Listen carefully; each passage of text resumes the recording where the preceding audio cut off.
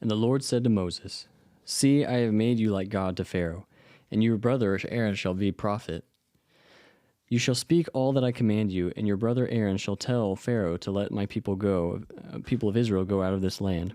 But I will harden Pharaoh's heart, and though I multiply my signs and wonders in the land of Egypt, Pharaoh will not listen to you.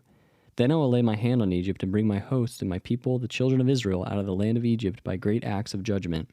The Egyptians shall know that I am the Lord, when I stretch out my hand against Egypt and bring out the people of Israel from among them.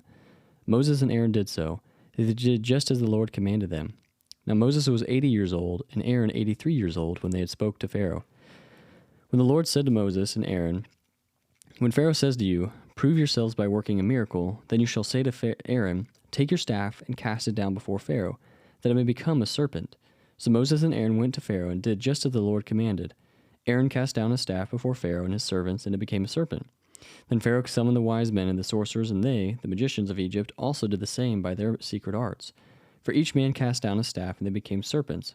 But Aaron's staff swallowed up their staffs. Still Pharaoh's heart was hardened, and he would not listen to them, as the Lord had said. Then the Lord said to Moses, Pharaoh's heart is hardened. He refuses to let the people go.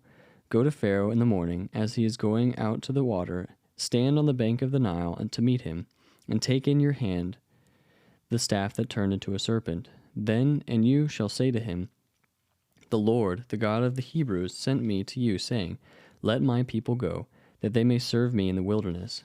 But so far you have not obeyed. Thus says the Lord, By this you shall know that I am the Lord. Behold, with the staff that is in my hand I will strike the water that is in the Nile, and it shall turn into blood.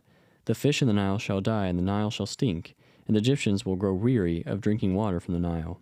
And the Lord said to Moses, Say to Aaron, Take your staff and stretch out your hand over the waters of Egypt, over the rivers, their canals, their ponds, and all their pools of water, so that they may become blood, and there shall be blood throughout all the land of Egypt, even in vessels of wood and in vessels of stone. Moses and Aaron did as the Lord commanded. In the sight of Pharaoh and in the sight of his servants he lifted up the staff and struck the water in the Nile. And all the water in the Nile turned into blood, and the fish in the Nile died, and the Nile stank, so that the Egyptians could not drink water from the Nile.